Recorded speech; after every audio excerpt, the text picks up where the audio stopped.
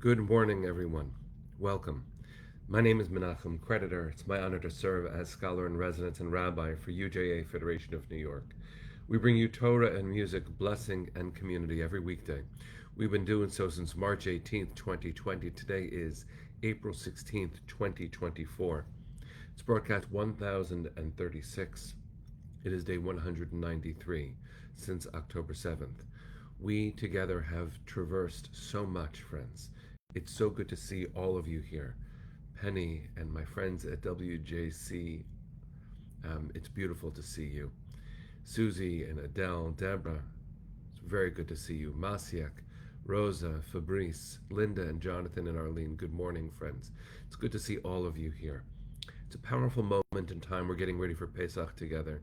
But the most beautiful thing we can do, truly, is to be together, is to breathe together, is to acknowledge that we aren't alone, to know that we have each other. Hi, Ariel. Good to see you, my love. Dale, welcome. Joy and Carl, Keith and Adrian, Lydia and Rose, Susan, Barry, Fran, and Dale, good morning. I know I'm reciting names quickly, but I just got a lot of new names on my screen, and I don't want to leave you out. Ron and Cheryl, Natalie, Tsiona, good morning. Hi, Barbara. Hi, Peter. Hope that you and yours are safe and well. Catherine, Jacqueline, good morning. Hi, Amy. Hi, Debbie. Cecile. All right, friends, let's enjoy each other's presences. Let's take a breath. Let's sing a blessing, learn some Torah, and get ready for a good day. Here we go.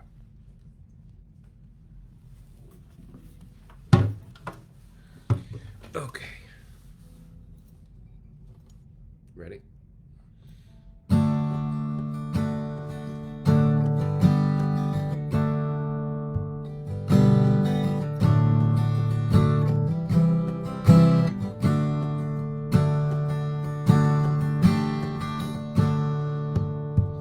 Ya la la la la, la la la la, ya la la la la, ya la la la.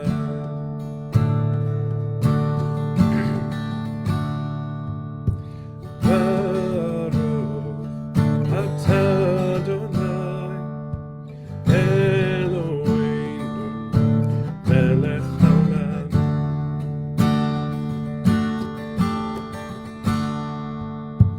Asher kiddushanu b'mitzvotav v'tzivanu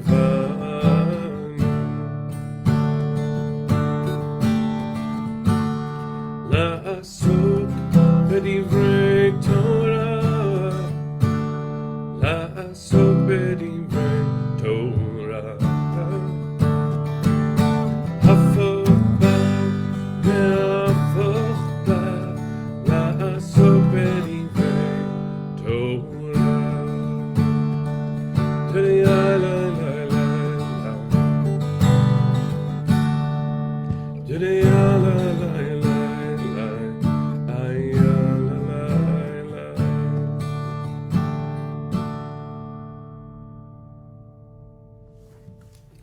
So good morning, everyone. Thank you for just chiming in with the hope that you're pouring out the chances to attend Seder's. Bonnie, thank you for helping anyone who is in New, well, that could be New England or Nebraska, Tennessee, or Southwest Virginia.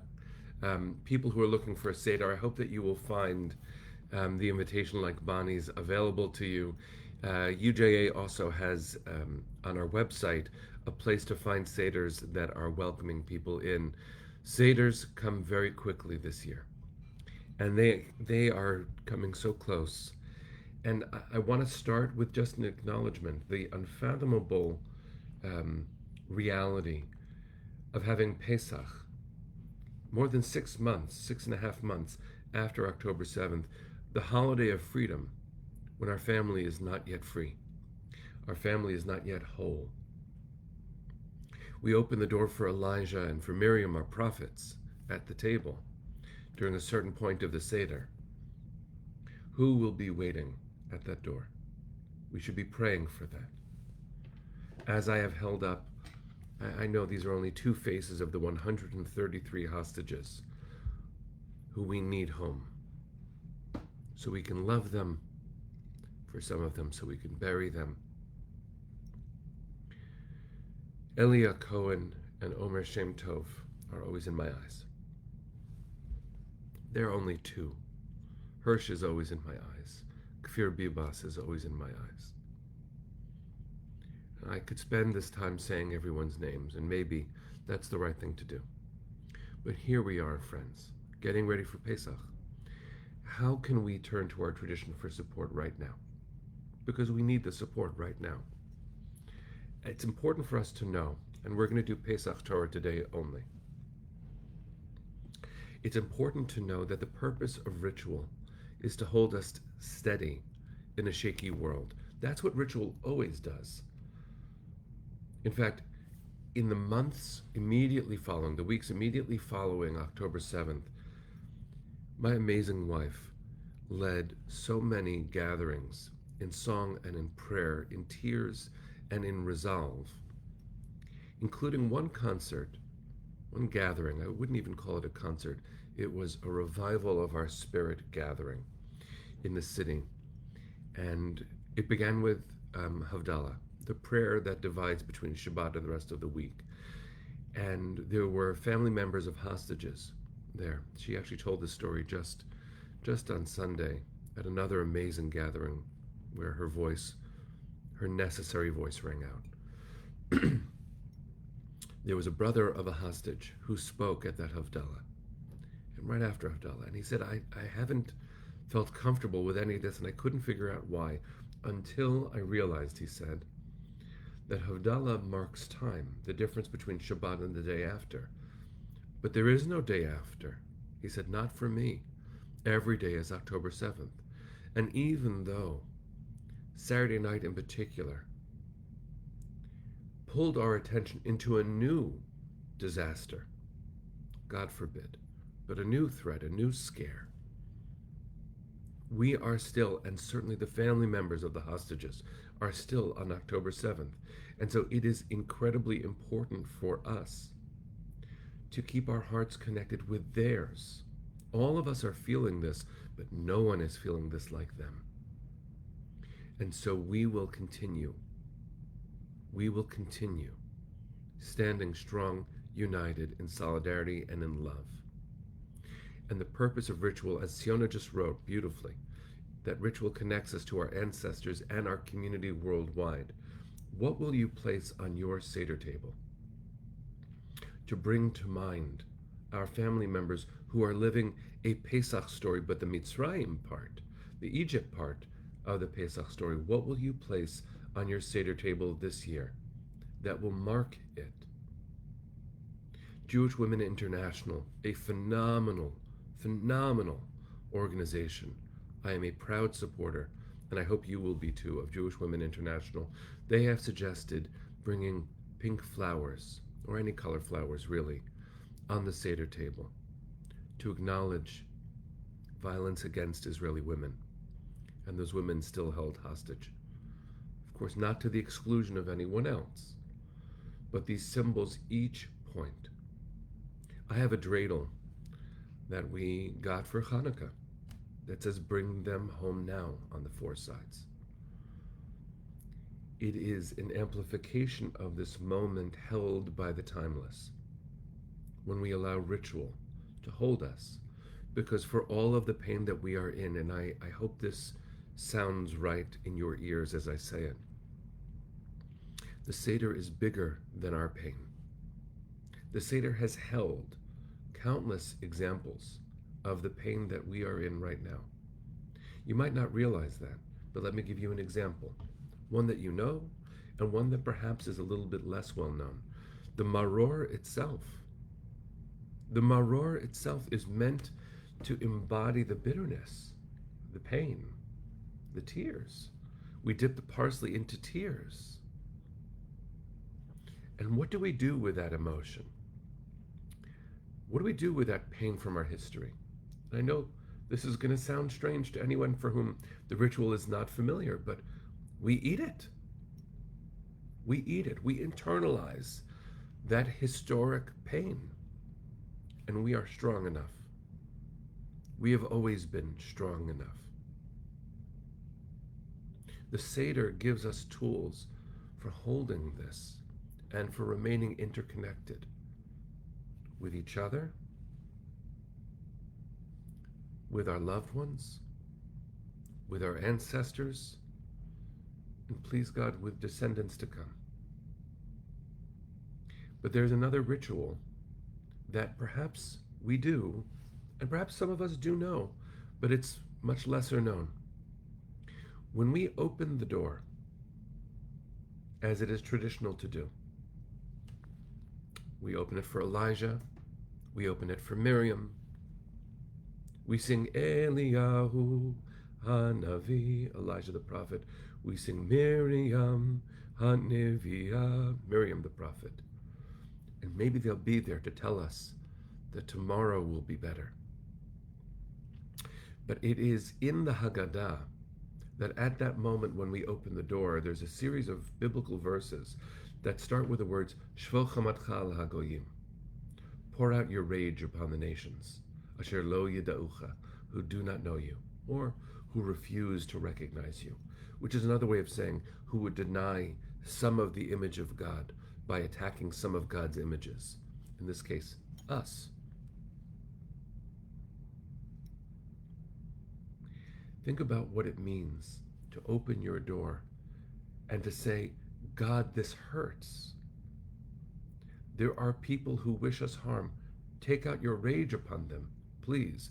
Which, of course, is not actually license to commit violence. In fact, Rabbi Gordon Tucker, in the supplement that I helped publish for this Pesach, says that the important part of that actually is that we take our rage and we throw it at heaven so that we don't throw our rage through bodily violence at each other. We say, God, you absorb this rage. Make this world just. Let justice be done. Because if I acted in rage, God forbid. God forbid. But again, the Seder holds that moment of pain and gives it voice. Here's the thing to know. Do you know where that came from? Do you know what the origin of the paragraph Shvo Chamatcha, what the origin is of it as a practice at the Seder? The Crusades that entered into the Seder during the Crusades when we were also in pain. I know that often during these broadcasts, I try to turn, pivot and find the power and the joy in this. So I'm going to do that too here. It might sound incongruous with what we're talking about, but I want you to notice that all of those elements that I'm pointing to have always been in the Seder. They are not responses to this year. The question is, do you realize that we sing? We sing. The end of the Seder, Caroline, the answer is Shvo Chamatcha, calling out the paragraph of rage to heaven, began with the Crusades. At the end of the Seder, we sing. Every year we sing. I mean, some of us don't make it that long. But we sing. And that's what we do.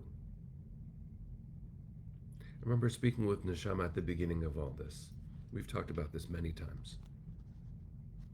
How do you sing?